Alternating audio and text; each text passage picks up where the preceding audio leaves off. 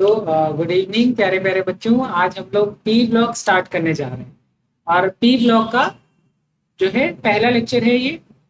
अब मेरी बात समझिए, पी ब्लॉक दो पार्ट में है। एक है जिसमें क्लास 11th है, जिसमें ग्रुप 13 और ग्रुप 14 के बारे में जानना है, और एक पार्ट है ग्रुप 15, 16, 17 और 18 जो कि आपके सिलेबस में है।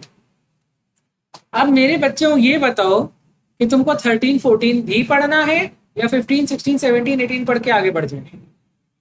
क्योंकि अगर आपको 13 14 नहीं आता है तो कई सारी चीजें नहीं आएंगी, लाइक पी पाई बैक बॉन्डिंग, पी पाई डी पाई इनर्ट पेयर इफेक्ट, राइट। देखा। तो चलिए, ये चैप्टर में थोड़ा आपको ज्यादा पढ़ना पड़ेगा। 13 14 से अगर हम शुरुआत करेंगे तो थोड़ा सा पीछे से चलेंगे, थोड़ा सा बेस बनेंगे यार। स्पीकर का वॉल्यूम उसको तेज पसंद है, बच्चों को बेस पसंद है। हाँ, तो चलिए। हाँ, तैयारी करनी है तो भाई बेस तो आपका क्लियर होना चाहिए। पी ब्लॉक, तो देखिए देखिए और समझिए होता क्या है। ये कहानी उन दिनों की है जब पीरियोडिक टेबल में चार ब्लॉक हुआ करते थे। कितने ब्लॉक हुआ करते थे? एक था एस ब्लॉक और एक था पी ब्लॉक, और इनके बीच में था डी ब्लॉक, और डी ब्लॉक से ही निकला था एफ ब्लॉक। हाँ, उन उन दिनों की कहानियां हैं। ठीक है, तो ये हो गया आपका एस ब्लॉक, ये हो गया आपका डी ब्लॉक, ये हो गया आपका पी ब्लॉक, और ये हो गया आपका एफ ब्लॉक। एस ब्लॉक की जब हम बात करते हैं तो यहां पर था ग्रुप 1 और ग्रुप 2। ग्रुप 3 4 5 6 7 8 9 10 11 और 12, इतने ग्रुप कहाँ थे? मतलब 10 ग्रुप किस में थे? कहेंगे सर डी ब्लॉक में। और अब बात आती है 13 14 15 16 17 18। एक दो तीन चार पांच और ये छह, टोटल कितने ग्रुप हैं? कितने ग्रुप है? 6 ग्रुप। कितने ग्रुप है? 6 ग्रुप। नोट करिए ऐसे ही, रफली रफली रफली। अब बात आती है, अब बात आती है what are p block element. लिखिए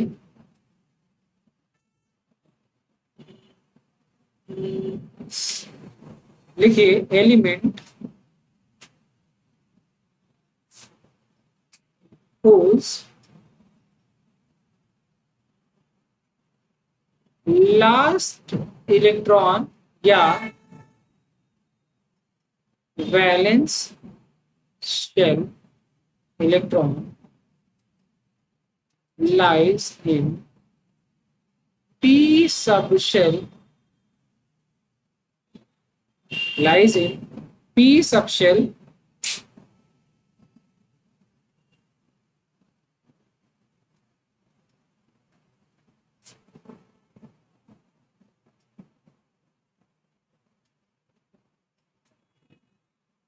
of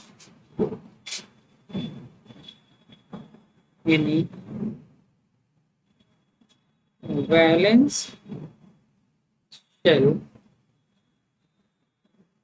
are p block elements।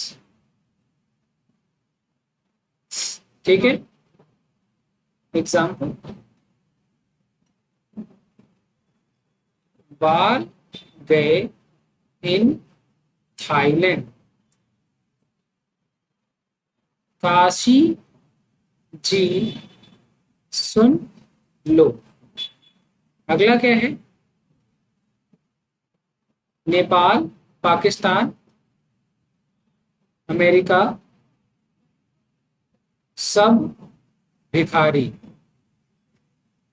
हाँ, NPASSPBr।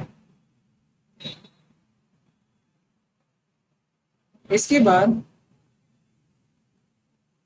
जो आप लोग हमेशा करते हैं नीलाक्षी और निशा, उससे टीपो। हाँ, एस छूट गया, एक सेकेंड, एक छोटा सा करेक्शन है, सल्फर छूट गया, उससे टीपो, that is oxygen, sulphur, selenium, tellurium और polonium. Oxygen, sulphur, selenium, tellurium और पोलोनियम। ठीक है। इसके बाद आएगा फ्लोरीन, क्लोरीन, ब्रोमीन, ठीक है, आयोडीन और एटनियम। इसके बाद आएगा helium, neon, argon, krypton, xenon और रेडॉन। ठीक है।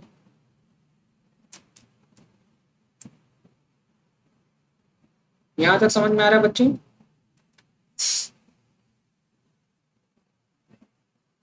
जब आपको हर ग्रुप पढ़ाऊंगा तो उस समय ही मैं आपको उसका निमोनिक्स लिखवा दूंगा। अभी तो हम सिर्फ एक जनरल ब्रॉड स्पेक्ट्रम में पढ़ रहे हैं।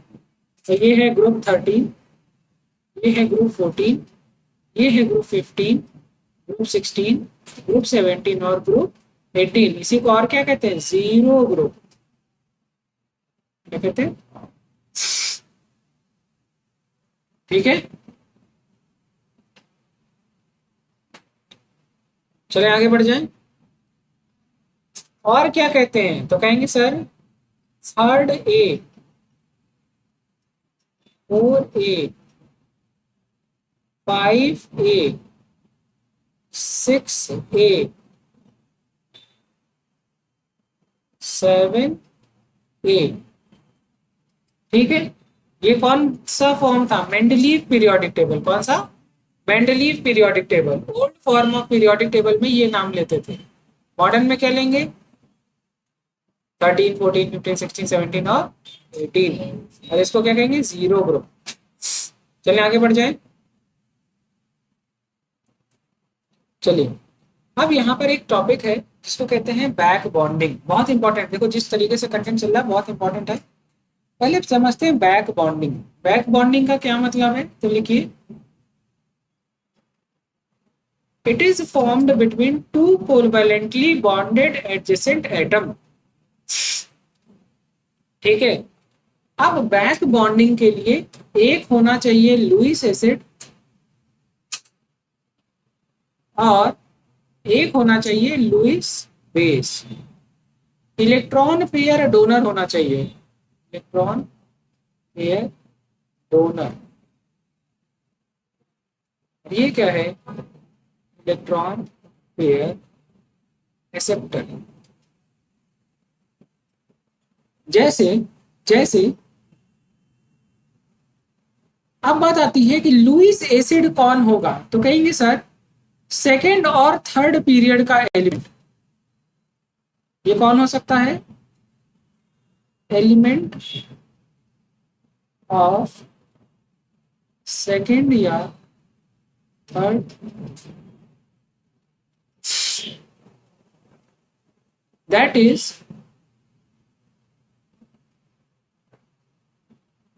Period, element of second third period of P block. और ये क्या हो सकता है? It should be element of second third period of P block and D block.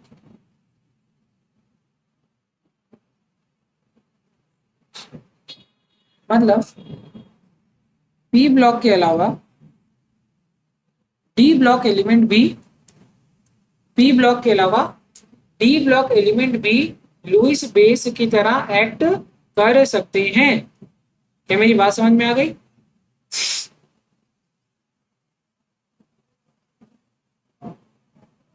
ठीक है, क्या मेरी बात समझ में आ गई? लुईस बेस क्या होता है? Electron pair donor. Electron pair donate कौन करेगा? जिसके पास इलेक्ट्रॉन ज्यादा होगा वही तो करेगा। हाँ, 8 होगा या 8 से ज्यादा होगा। लुईस बेस के इलेक्ट्रॉन पेयर डोनर कौन होते हैं? जिनके वैलेंस शेल में 8 या 8 से ज्यादा इलेक्ट्रॉन हो। जिनके वैलेंस शेल में 8 या 8 से ज्यादा इलेक्ट्रॉन हो, उन्हीं को क्या कहेंगे हम? Lewis base. चलो,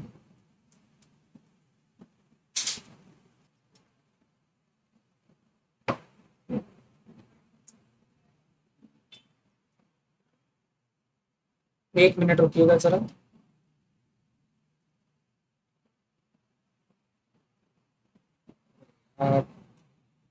हटाना पड़ेगा।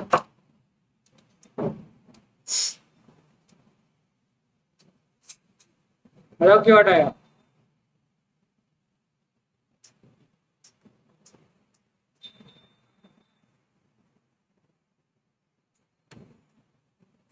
वो कृष्णकांत आए थे क्लास में?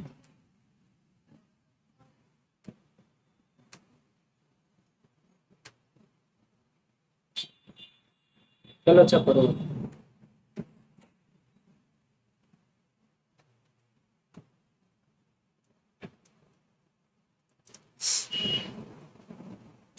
पी पाई बैक बॉन्डिंग समझ में आ गई? बैक बॉन्डिंग का फायदा क्या? स्टेबिलिटी बढ़ती है। क्या बढ़ गई? स्टेबिलिटी। नोट करो, ये डायग्राम जरूर बनाइएगा, यही आपको सिखाएगा। ठीक है, हो गया नोट? ये पॉइंट था। अब एक बात समझ लो, लुईस बेस के पास क्या होना चाहिए? कम से कम 8 इलेक्ट्रॉन या ऑक्टेट कंप्लीट, और दूसरा मिनिमम एक लोन पेयर होना ही चाहिए। लुईस एसिड के पास 6 इलेक्ट्रॉन और इनकम्प्लीट ऑक्टेट।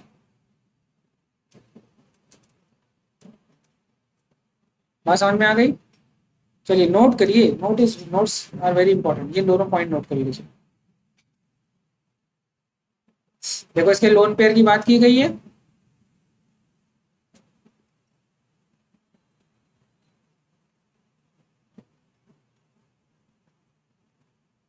ये दोनों पॉइंट नोट करिए, बहुत इंपॉर्टेंट है।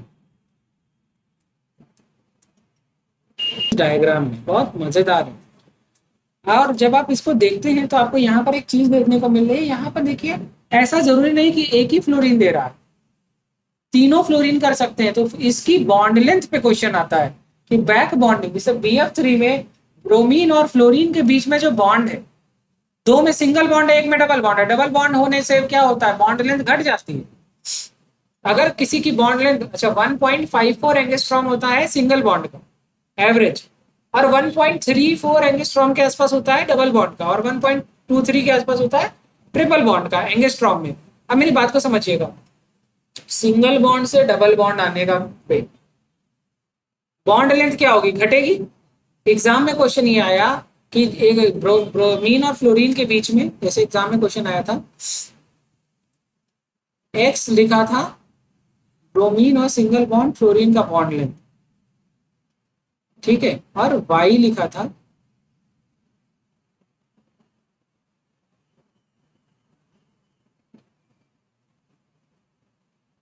कहा था सवाल क्या था कि before and after back bonding bond length. अब जैसे मान लो ये इसको कह दिया, और उन्होंने डायग्राम में सिर्फ एक ब्रोमीन लिया था, फ्लोरीन लिया था, फ्लोरीन लिया था, फ्लोरीन लिया था, और इसमें बस कहा था इसका इसका मान लिया था ए, इसको कह दिया था बी, और इसको कह दिया था सी। अब बैक बॉन्डिंग कराया, कह रहे हैं कि before and after bond length, जो बॉन्ड लेंथ होगी ब्रोमीन और फ्लोरीन के बीच में, वो कितनी हो जाएगी? तो सिंगल वाले की मान लो एक्स थी, वाई थी, तो आंसर ये था एक्स से तो कम हो जाएगी, लेकिन वाई से ज्यादा रहेगी। वाई से ज्यादा रहेगी, एक्स से नहीं, ऐसे ऐसे बने। एक्स से कम होगी, एक्स से कम होगी लेकिन वाई से ज्यादा होगी। जबकि कुछ बच्चे तो ये कह रहे थे कि सर पहले एक्स थी बाद में वाई हो जाएगी। तो आंसर है नहीं। क्यों? क्योंकि बैक बॉन्ड फिक्स नहीं है, यही लगेगा। कुछ देर बाद ये वाला कर देगा, कुछ देर बाद ये वाला कर देगा।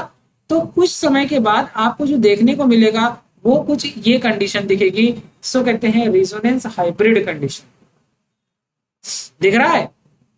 तो यहां पर ये अगर x है, ये y है और ये z है, तो इसके बीच में रिलेशन ये होगा x z y, bond length. देखो ये वो बात है, देखो ये वो बात है। एक इंसान है, एक एक तीन तरीके के रिलेशनशिप को डिस्कस कर लेते हैं। एक है हस्बैंड वाइफ, एक है फियांसे वाली और एक है गर्लफ्रेंड बॉयफ्रेंड की। ठीक है, तीन रिलेशनशिप को डिस्कस कर लेते हैं। लिबर्टी डिस्कस कर लेते हैं। क्या कर लेते हैं? लिबर्टी डिस्कस कर लेते हैं। तो आदमी की लिबर्टी कहाँ सबसे ज्यादा है?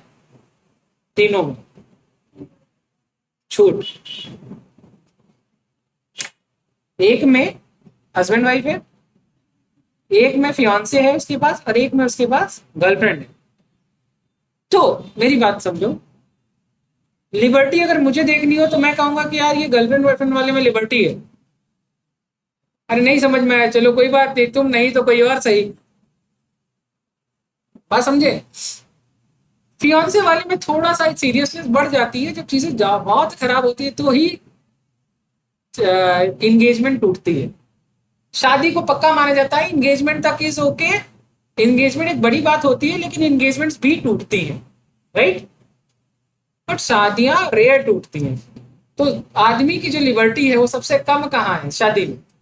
ठीक है, उससे थोड़ा सा ज्यादा क्या है फियांसे वाले में, और सबसे ज्यादा कहाँ है? ये रिलेशनशिप वाले में। हाँ, निब्बा निब्बी। हाँ नहीं, निब्बा निब्बी तो नहीं कहेंगे, वो हस्बैंड वाइफ से ज्यादा सीरियस हो जाता है। हाँ हाँ, आज के बच्चे।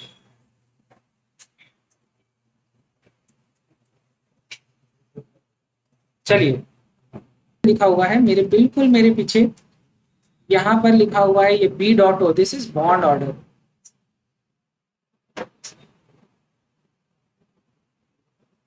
ठीक है, तो बहुत अच्छे से नोट कीजिए और मुझे पक्का उम्मीद है कि आपको चीजें समझ में आ रही है।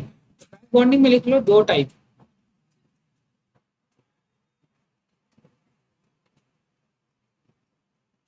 पी पाई, पी पाई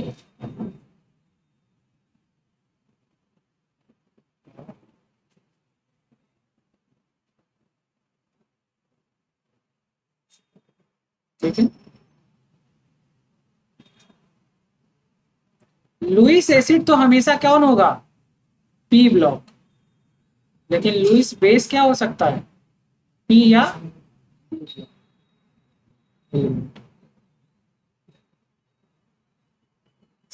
बात समझ में आ गई? ये बात हमेशा लुईस एसिड के लिए होती है और ये बात हमेशा लुईस बेस के लिए होती है।